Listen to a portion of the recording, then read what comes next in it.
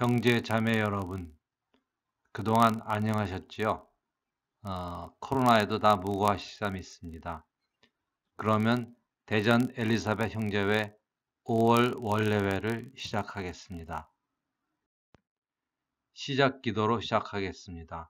성부와 성자와 성령의 이름으로 아멘.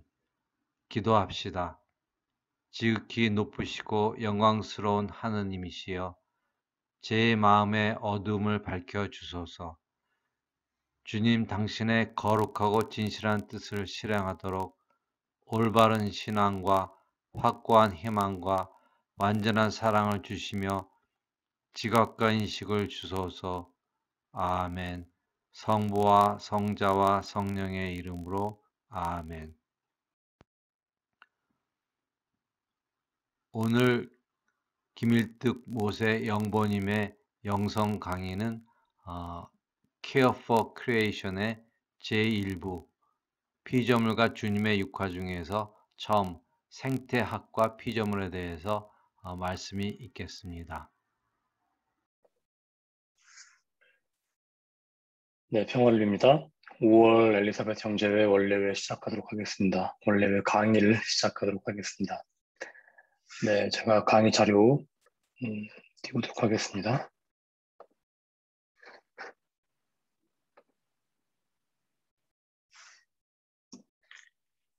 네, 제가 여러분께 강의 말씀을 드리면서 계속해서 피조물 또 생태 영성에 대해서 말씀을 드리고 있습니다.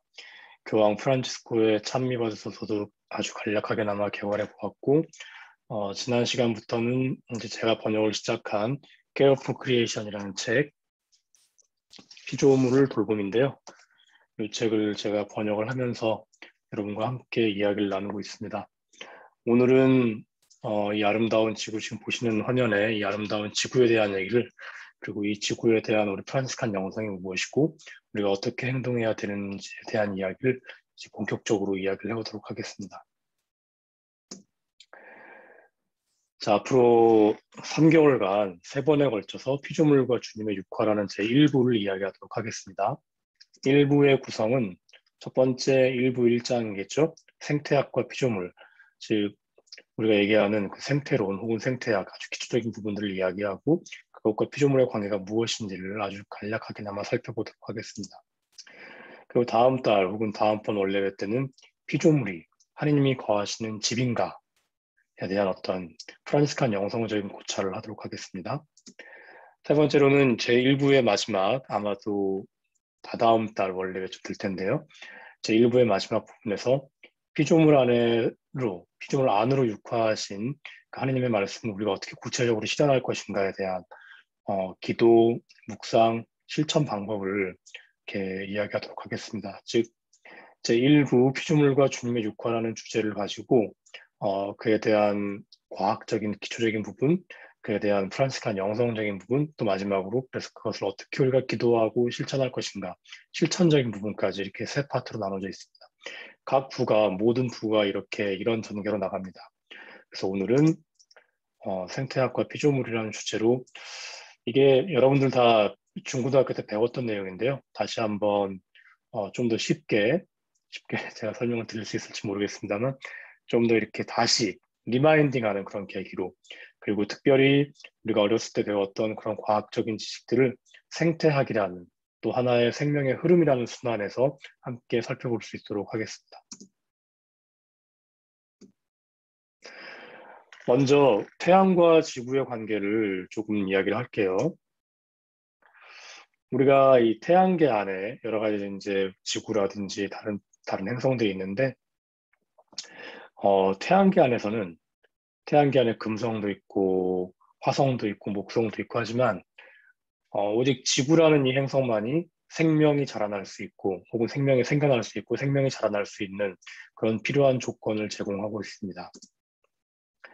아주 적당히 따뜻할 만큼만 태양에 가까이 있고 또 너무 춥지 않을 만큼 또 태양에서 멀리 떨어져 있죠.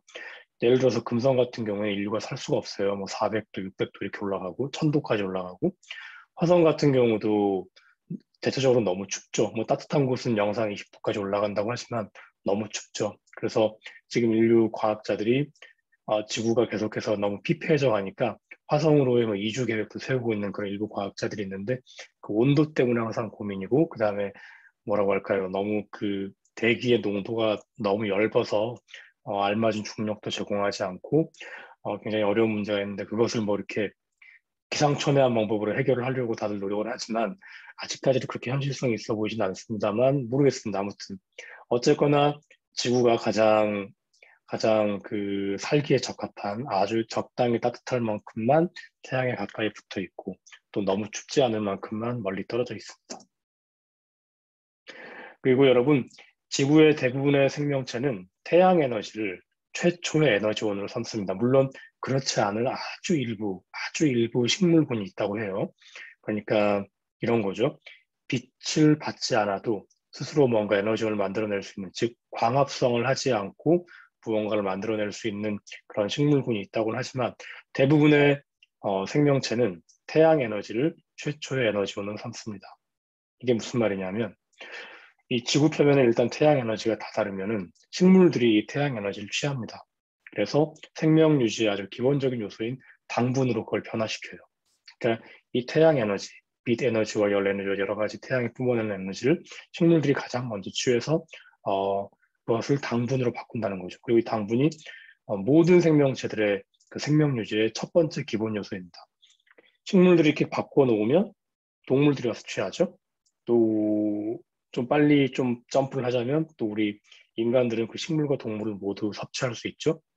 그죠? 그래서 이 태양 에너지가 그 모든 에너지의 첫 번째 그 제공자라는 것이죠. 그리고 이 식물들을 다른 동물들이 이제 음식으로 취합니다.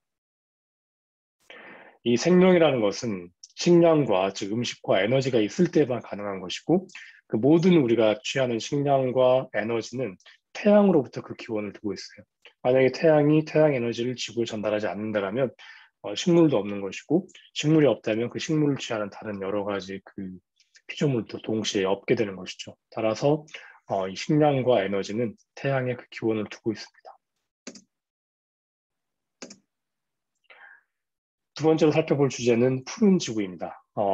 지구는 정말 푸르죠. 아까 앞서 제가 보여드렸던 사진에서도 잘 나타나지만 정말 아주 우주에서 보면 아주 이렇게 영롱한 파란색을 잘 띠고 있습니다. 그 영롱함을 내게 해주는 첫 번째 요소가 아무래도 물이 아닌가 싶어요. 우리는 물이 대단히 풍부한 행성에서 살아갑니다.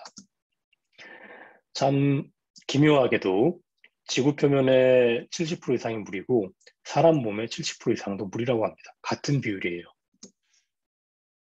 그리고 바닷물은 생명이 진화할 수 있는 아주 적합한 조건을 제공한다고 합니다. 이 바닷물 안에서 세상의 첫 번째 생명체들, 첫 번째 박테리아가 생겨났고 이후 이 박테리아라는 단순한 동물이 보다 더 복잡한 형태로 진화되었을 것이라는 것이 일반적입니다. 또한 이 지구를 덮고 있는 공기와 대기는 생명을 양육하고 보호하고 있죠. 이 공기와 대기가 없다면 생명이 자라날 수도 없고 숨을 쉴 수가 없으니까요. 또 이 대기가 없다면 보호받지도 못합니다. 아마 태양 에너지의 그 무지막지한 자외선과 적외선을 이 대기가 없다면 그대로 쐬가지고 아마 생명은 절대로 살아나가지 못할 거예요. 이 대기라는 것이 태양 에너지를 적절히 생명체가 살아갈 수 있도록 조절해주고 치명적인 여러 가지 유해 광선을 막아주고 또한 다른 행성에서는 아주 흔히 발생하는 극한의 온도를 막아줍니다. 굉장히 더워진다든지 굉장히 추워진다든지 이것을 대기가 잘 막아주고 있다는 것이죠. 그 어떤 행성도 이렇게 생명에 아주 호의적인 적합한 환경을 제공하지 않습니다. 최소한 지금까지는 그렇습니다. 지금까지 우리가 인류가 탐사한 바로는 그렇다라는 거죠. 지구는 푸르를 뿐만 아니라 굉장히 또 녹색으로 또 아주 이렇게 아름답게 빛나고 있습니다. 즉 생명이 가득하다는 거죠. 식물 생명과 동물 생명이 아주 가득한 녹색 지구에서 살아갑니다. 지구 표면의 대부분은 식물로 뒤덮여 있어요. 그리고 이 식물은 자기 자신을 동물들에게 내어주면서 다른 동물들을 키워냅니다. 전체 동물 세계는 어쨌든 간에 직접적이든 간접적이든 이 식물에 의존하고 있습니다. 즉 식물을 취하든 식물이 만들어내는 무엇인가를 취하든 직접적이든 간접적이든, 그리고 이 식물을 먹고 자라나는 그런 동물을 또 2차적으로 취하든, 어쨌든 간에 모든 동물 세계는 식물에 의존하고 있습니다. 식물은 먼저 자기 자신 안에 있는 그런 에너지, 태양 에너지, 또 지표의 에너지를 받아가지고 그런 활기찬 유기 활동을 통해서 태양 에너지를 음식으로 바꿉니다. 이러한 식물이 없다면, 그리고 식물이 광합성을 하지 않는다면, 즉 광합성을 하지 않는다는 것은 태양 에너지를 음식으로 혹은 당분으로 바꿔주지 않는다면 우리 전체 피조물의 삶은 가능하지 않았을 것입니다.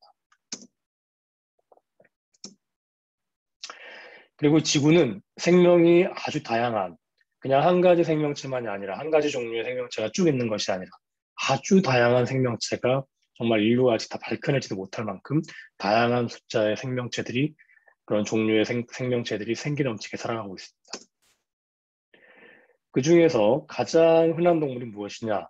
곤충입니다. 그리고 이 곤충들은 식물의 당분을 먹고 살아요. 우리가 눈에 보이진 않지만 사실 이 지구를 경영하고 있는 주체 중에 하나가, 지구를 사실상 돌리고 있는 주체 중에 하나가 곤충이라고 합니다. 그리고 다른 큰 동물들은 곤충들과 식물들을 먹는 초식 동물들을 먹고 삽니다. 즉 우리가 얘기하는 뭐 곰이라든지 사자라든지 호랑이들은 초식 동물을 먹고 사는데, 초식 동물들은 무엇을 먹고 사느냐? 바로 이 곤충들이나 식물을 취한다는 거죠. 이것을 우리는 먹이사슬이라고 부릅니다. 옛날에 한 번씩 다 들어보셨을 거예요.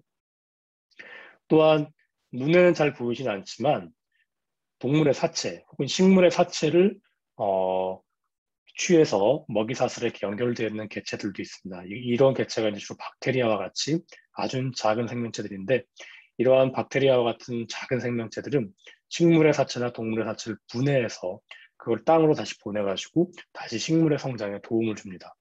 즉 이들도 굉장히 큰 역할을 하는 것이고, 또 이들도 사실상 지구를 경영하는 굉장히 중요한 그런 생명군 중의 하나입니다.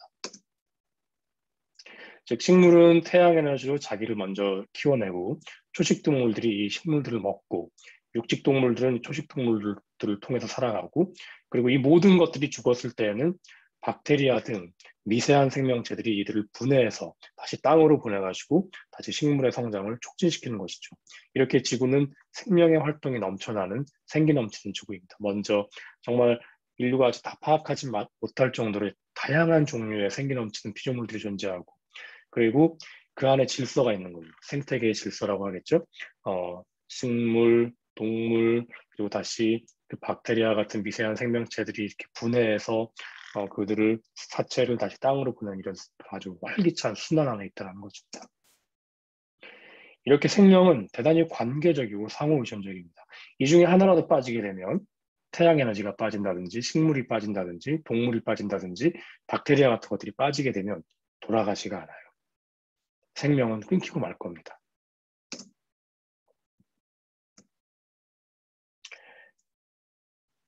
지구는 무엇보다도 우리 모두의 집입니다. 우리 공동의 집. 교황 프란치스코가 늘 강조하는 언어죠. 공동의 집. 지금 현재 우리의 집, 우리 지구는 인간의 어떤 창의력이라든지 과학이라든지 기술 등으로 지금 아주 새로운 방향으로 발전하고 있습니다. 일반적으로 과학과 기술은 인간에게 대단히 이롭습니다. 예를 들어서 여러분들 의학이라든지 화학이라든지 물리학이 가져다 준 그 여러 가지 인류가 현재 누리고 있는 편의는 이루 말할 수가 없어요. 하지만 그들 중에 일부는 좀 과학기술을 해롭게 사용하는 사람들이 있고, 그들이 바로 지구에 충격을 가져다 주기도 합니다. 그리고 우리는 알게 모르게 그들과 이렇게 한 무리가 되어 지구에 충격을 주기도 합니다. 지난 150년 동안 생명과학은 생명의 기원을 파헤쳐 왔습니다. 주로 생명과학자들이 하는 일은 우리 인간이 얼마나 지구에 의존하고 있는지를 알려줍니다. 지구가 그래서 얼마나 소중한지를 알려줍니다. 또한 동시에 우리가 얼마나 지구를 해치고 있는지에 대해서도 잘 알려주고 있습니다. 그리고 오늘날 우리는 인류 역사상 그 어느 때보다도 우리 인간이 어떻게 이 자연에 충격을 가하는지에 대해서 주의해서 집중해야 합니다. 따로 설명이 필요 없죠. 지금 이 환경 생태계 파괴는 우리가 이미 몸으로 느끼고 있지 않습니까? 매년 여름에 발생하는 이상한 기후들. 작년 여름은 50일간 장마가 이어졌죠. 또 언젠가는 몇 년 전에는 한 달 넘게 아주 대단한 더위가 이어졌지 않습니까? 이런 어떤 생태 변화들을 보면 지금 우리가 어떻게 자연에 충격을 가하고 있는지에 대해서 굉장히 주의해서 봐야 한다라는 것을 이미 그 자체로 우리는 알 수가 있습니다. 그 말은 무엇이냐? 이 생명의 기원을 파헤치고 얼마나 우리가 인간이 혹은 모든 피조물이 지구에 의존하고 있는지를 알려주는 과학자들의 목소리에 귀를 기울여야 한다는 뜻입니다.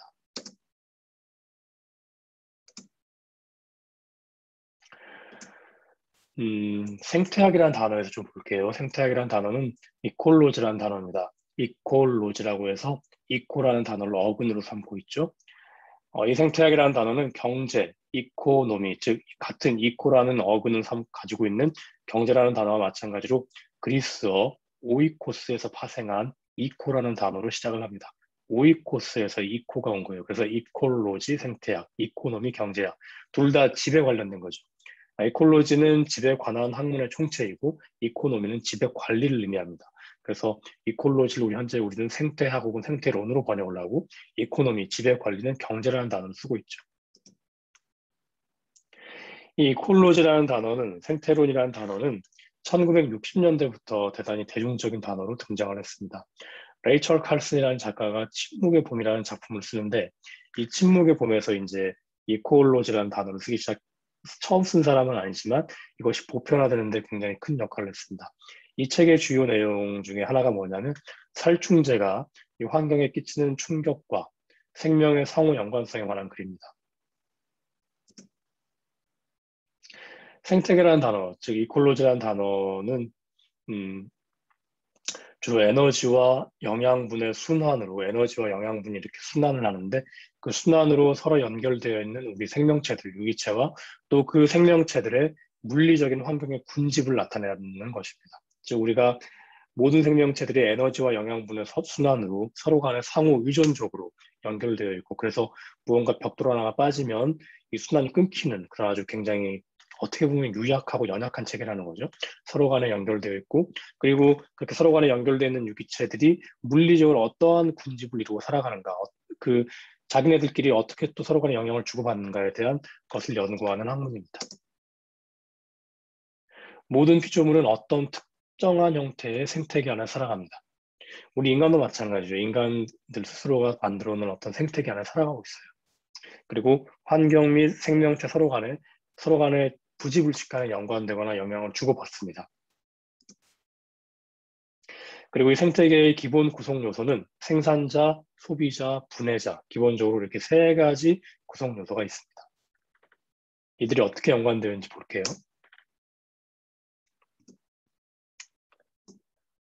생산자는 첫 번째 식물입니다. 먼저 태양 에너지를 받아가지고 탄수화물로 변환시키는 거죠.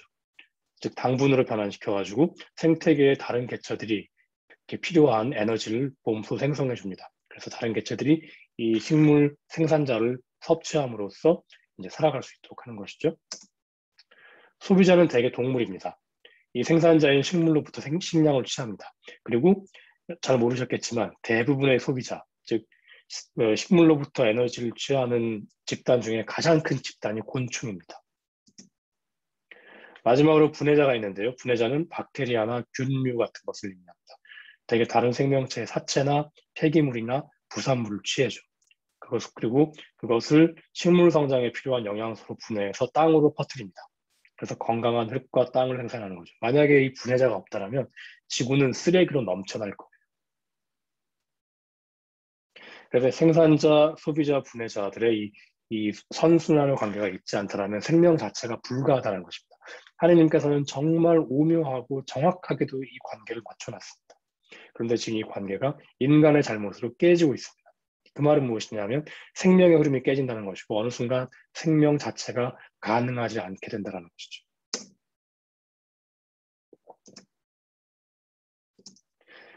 이 생명의 순환을 볼게요. 에너지와 영양분의 흐름이 없다라면 생명은 가능하지 않습니다. 즉 우리가 이렇게 식물과 동물과 즉 생산자와 소비자와 분해자의 간에 주고받는 그 에너지와 그 양분의 흐름이 없으면 생명 자체가 끊겨버립니다. 이 에너지와 영양분이 최초로 언제 발생하느냐? 식물이 만들어줘요. 태양 에너지를 받아가지고 식물에 의해서 처음으로 에너지와 영양분이 생겨납니다. 그리고 소비자들, 주로 동물들은 그것을 섭취하는 방법으로 먹이사슬을 통해서 움직입니다. 곤충이 섭취하고 그 곤충을 다른 동물이 섭취하고 그 다른 동물을 더 큰 동물이 섭취해서 이 먹이사슬을 통해서 올라가는 거죠. 마지막에는 분해자들의 분해 행동을 통해서 이 식물의 부산물이나 사체, 동물의 부산물이나 사체가 다시 에너지로 변환돼서 땅으로 들어갑니다. 그래서 식물이 그걸 다시 섭취해서 다시 이 생명의 선순환을 만들어내는 거죠. 이 흐름이 끊기면은 굉장히 곤란한 지경으로 가는 것이고, 아까도 말씀드렸지만 하나님께서는 이 관계를 대단히 오묘하고 정확하게 맞춰놨습니다. 근데 인간의 실수로, 인간의 과오로 이 균형이 깨지고 있습니다. 이것을 생명의 선순환이라고 부를 수 있겠죠. 그리고 이제 우리가 19세기, 18세기부터 이제 과학기술이 이제 본격적으로 도입이 되고, 이 생명의 순환과 어떤 관계를 가지는지를 보겠습니다. 이 과학혁명은 요약해서 말씀드리자면 세상이 가지고 있는, 자연이 가지고 있는 에너지와 식량을 그전과는 상상할 수 없는 속도로 빠른 속도로 추출할 수 있는 도구를 인류에게 선사했습니다. 오늘날 인류는 자연이 축적해온 이 화석 연료를 너무 빠른 속도로 추출 중이에요. 그러니까 이것을 쌓아온 시간보다, 쌓아온 속도보다 빼내가는 속도가 더 빠른 거죠. 이 부작용 중에 하나가 무엇이냐면, 뭐 자원 고갈은 두 번째로 놓고 보더라도 이로 인한 부작용 중에 하나가 지나친 이산화탄소 배출입니다. 원래 적당한 양의 이산화탄소 배출은 지구 환경에 별 영향을 주지 않습니다. 또 필요할 수도 있고요. 근데 이산화탄소가 지나치게 지금 배출이 되고 있는 거예요. 그 결과 온실가스가 생성이 되고 있고 생태계 균형 자체가 파괴되고 있습니다.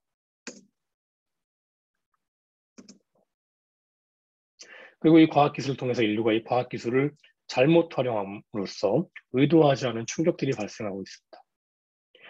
몇천 년간 인간은 주로 이제 사냥이나 농사를 통해서 생활했고 대단히 균형적이었어요. 그것이 조금 후진적이긴 하지만 생태계를 놓고 보자면 균형적이었습니다. 우리가 다시 사냥이나 농사를 짓던 시대로 돌아가자는 건 아니에요. 다만 그 균형이 상징하는 바로 돌아가야 된다는 것이죠. 지금 이런 현 상황을 유지하면서도.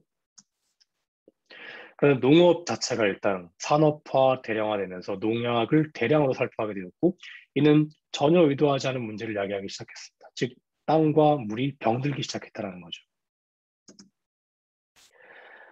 이 산업화된 대규모 농업, 주로 이제 미국을 중심으로 이루어지고 있는 것인데, 윤작이나 잔여 수확물을 이용한 전통적인 퇴비 등을 이용하지 않아요. 이런 방법들은 그냥 땅에다가 비행기로 엄청난 양의 농약을 뿌리고 그 땅은 이제 몇 년 혹은 몇십 년 동안 못 쓰죠. 그럼 땅이 넓으니까 다른 땅을 가는 거예요. 다른 땅에 가서 또 똑같은 방법으로 농사를 짓고 땅들이 황폐해지는 거죠. 그리고 비료나 농약을 생산하는 방법도 이렇게 전통적인 방법으로 여러 부산물을 섞어서 퇴비를 만드는 게 아니라 기름이나 가스를 쳐서 화학적으로 그냥 만들어 버리는 겁니다. 그러다 보니까는 질 좋은 토양 자체가 사라지고 있습니다. 그래서 이렇게 가다가 이제 농업만 놓고 보더라도요. 농업 하나만 놓고 보더라도 이런 식으로 농사를 짓는 것이 지속 가능성이 있는가의 문제, 그런 어떤 질문이 제기되고 있는 거죠. 미국뿐만 아니라 유럽 같은 경우도 주로 아프리카나 남미 쪽에 이런 산업화된 대규모 농업을 실시하고 있습니다. 그러면서 땅을 다 때리고 있어요. 그러니까 이렇게 질 좋은 토양 자체가 사라지면서 인류의 지속 가능성의 문제, 더 농사를 지을 수 없고, 예컨대 이런 거죠. 더 농사를 지을 땅이 없고, 그렇다면 생산자들이 사라지고, 소비자들이 사라지고, 불혜자들도 영향을 받게 되는. 그러면서 당연히 인류도 큰 타격을 받게 되는. 그래서 앞으로 계속해서 인류가 생존해 나갈 수 있는가, 이런 지속 가능성의 문제가 대두가 됐습니다. 이 지속 가능성의 초기 개념은 이랬습니다. 현재 세대에 우리가 필요한 것을 채움에 있어가지고 미래 세대가 그들의 필요를 채우는데 최소한 손해는 끼치지 말아야 한다는 개념에서 출발을 합니다. 즉 현재 지금 우리가 필요한 것을 채우는데 이것을 우리 욕심, 우리 필요만을 채우는데 급급해가지고 우리의 후손들이 살아갈 필요를 미리 너무 많이 땡겨와서 그들이 살아갈 수 없는 여건을 만들면 안 된다는 개념이었죠. 즉 경제적인 행복의 문제, 경제적인 웰빙의 문제를 우리의 이 지구 오이코스를 구성하는 생태계와 다시 연결하여 우리가 생각할 수 있도록 인도하는 개념이 지속 가능성입니다. 지금 우리가 경제적으로 아주 행복하게 살고 있는데 이것이 미래 세대와 연결되는가, 미래 세대의 행복과도 연결되고 있는가, 또한 지구 생태계가 견딜 수 있을 만큼, 그래서 미래 세대에도 이 지구 생태계가 꾸준히 연결될 수 있을 만큼 그렇게 생태적인 어떤 선순환을 일으킬 수 있을 만큼 우리가 균형적으로 지금을 살아가고 있는가를 생각하게 해줄 수 있는 개념이 바로 지속 가능성입니다. 결론적으로 지금 우리 인류의 웰빙 문제, 또 우리 후손들의 웰빙 문제는 결국 피조물의 웰빙에 달려 있습니다. 이 피조물이 잘 행복하게 잘 웰빙이 되어야만 그런 어떤 생명의 선순환이 무리 없이 일어날 수 있고, 그래야만 지금 현재 우리도 또 우리 후손들도 또 전체 지구 생태계가 잘 돌아갈 수 있다는 거죠. 이것을 이제 우리 인류 입장에서 볼 때는 우리 인간의 웰빙 문제는 결국 피조물의 웰빙 문제에 달려 있다고 하겠습니다.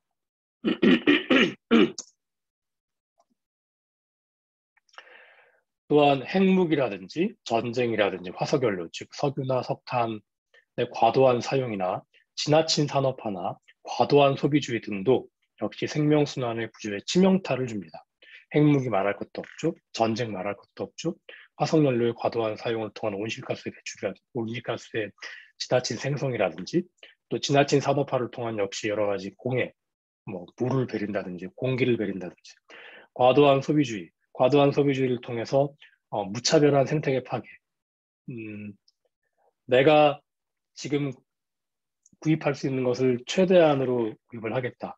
그래서 생산자들도 그렇게 최대한으로 생산을 하고 단기 이윤주의에 빠지고 단기 이윤주의에 빠짐으로써 근데 주변 환경 자체는 아예 거들떠보지도 않고 그냥 이렇게 인권 파괴, 생태계 파괴를 통해서 지금 당장 많이 생산해서 그렇게 막대한 이윤을 추구하고 그를 통해서 또 소비자들은 지금 당장 내 욕심에 맞는 모든 것을 취하는 이런 과도한 소비주의 등 또 역시 생명순환의 구조에 당연히 치명타를 줄 수밖에 없습니다. 왜냐하면 이러한 방식은 당연히 자연환경과 피조물에 필연적으로 타격을 가할 수밖에 없기 때문에 그렇습니다. 지난 역사 안에서 인간이 자원을 쓰고 버리는 그런 총량은 지구에 아무런 해를 끼치지 않았습니다. 그러나 지금은 이야기가 전혀 다릅니다. 오늘날 인간은 프란시스코가 살던 시대에 비해서 20배나 더 쓰고 더 버립니다. 즉 이것을 요약하면 지구의 생명순환 구조가 감당할 수 없는 양을 쓰고 버리는 것입니다. 또 그만한 양을 또 이미 생산하고 있는 것이고요. 우리가 프란시스코가 살던 시대처럼 그렇게 살자는 게 아닙니다. 최소한 이 균형점은 찾아가야 된다는 거죠. 즉 지구 생명순환 구조가 감당할 수 있는 정도의 수준으로 내려가야 된다는 것이죠. 바로 이런 의미에서 미국, 유럽, 중국, 일본, 한국 등 대량 소비 국가는 지구 존속의 가장 큰 위협국들입니다.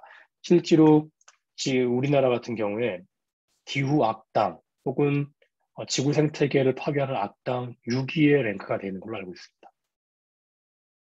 그러니까 지구 입장에서 볼 때 지구가 살고 싶으면 반드시 제거해야 할 몇 나라가 있는데 그 중에 하나가 우리나라일 수도 있습니다. 생태 발자국이라는 개념 보겠습니다. 생태 발자국은 이제 비교적 최근에 몇십 년 전에 이제 고안된 어떤 하나의 장치인데요. 우리 인류가 인간이 직접적으로나 간접적으로나 사용하는 자원의 양과 폐기물을 흡수할 수 있는 지구의 역량을 측정하는 것입니다. 우리가 일정 정도의 자원을 사용해요. 무언가를 위해 산업을 위해서나 우리 생활을 위해서. 이 자원을 사용하고 나면 폐기물이 반드시 나오는데 이 폐기물을 지구가 얼마나 흡수할 수 있나 그 역량을 측정하는 거죠. 그래서 우리가 살아가고 있는 이 생활 방식이 우리가 살아가고 있는 이 공동의 지구에 얼마나 큰 충격을 가하고 있는가 이해하도록 돕는 도구인데 예컨대 이런 겁니다. 만약에 세상의 모든 사람들이 독일 사람들처럼 살아간다면 독일 사람들의 생활 패턴을 가지고 있다면 지구가 몇 개 필요한가? 제가 알기로 독일 사람들처럼 살아가려면 지구가 3개 필요한 걸로 알고 있습니다. 우리나라 사람들, 전 세계 모든 인류가 우리나라 사람들처럼 소비하고 생산하고 버린다면 몇 개의 지구가 필요할까? 아마 4-5개는 필요하지 않을까 싶습니다. 이런 것들을 측정하는 것이 생태 발자국이에요. 이것을 가정에서도 측정할 수 있고 한 그룹에서도 측정할 수 있고 한 기업에서도 측정할 수 있습니다. 주로 이제 어떻게 하냐면요. 식량과 섬유를 키워내는 지역, 그다음 미네랄과 화석 연료를 채굴하는 지역, 폐기물을 처리할 수 있는 지역의 총계를 측정해서 지구가 버틸 수 있는 양을 측정해 보는 것이죠. 요약해서 말하자면 우리의 어떤 개인적이고 사회적인 선택이 피조물에 가해온 충격을 측정하는 것입니다. 그리고 우리나라에도 이런 생태 발자국을 측정할 수 있는 도구를 제공하는 웹사이트라든지 그런 기관들이 있습니다. 결론으로 제1장, 제1부를 이제 정리를 하자면 현대 프란시스칸 피조물 영상의 가장 본질적인 임무가 무엇인가? 그것은 바로 지구에 대한 우리 개인적 또한 우리 공동의 사회적인 충격을 감소시킬 수 있도록 구체적으로 행동하는 것을 우리 피조물 영상이, 특별히 프란시스칸 피조물 영상이 이끌어야 된다는 것입니다. 이미 2015년도에 교황 프란시스코가 찬미받으소서라는 회칙을 통해서 그렇게 움직이라고 모든 신자들에게 권했습니다. 권한 정도가 아니죠. 사실 명령한 건데 우리가 굉장히 지금은 부드럽게 받아들이고 있을 뿐인 것이죠.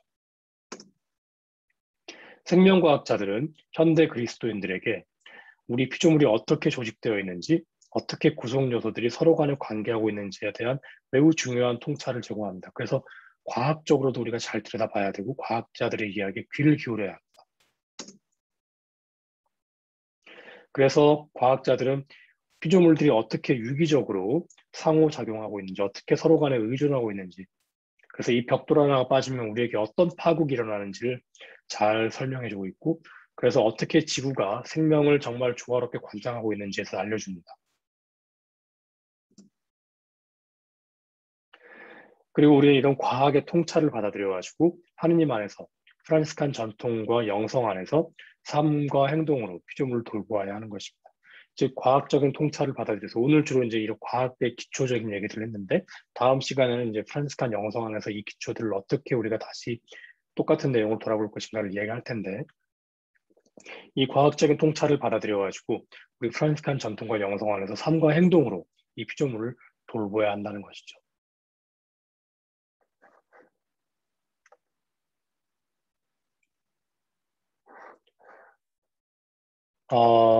이렇게 오늘 강의는 정리를 할게요.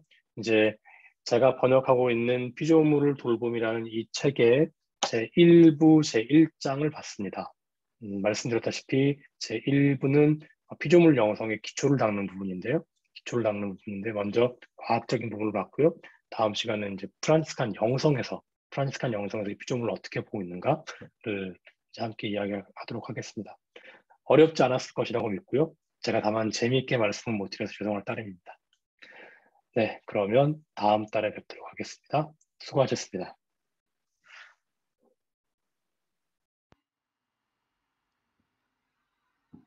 영보님의 영성 강의 잘 들으셨죠? 5월달은 공지사항이 없습니다. 그래서 끝기도로 저희 원래회를 마치겠습니다. 성부와 성자와 성령의 이름으로 아멘. 기도합시다. 지극히 자비로우신 하느님, 당신은 평화의 주인이시며 사랑을 원하시오니 당신 종인 저희에게 당신 뜻에 참으로 일치하게 하시며 우리 평화를 깨트리는 온갖 유혹을 이기게 하소서. 우리 주 예수 그리스도를 통하여 비나이다. 아멘. 성부와 성자와 성령의 이름으로 아멘.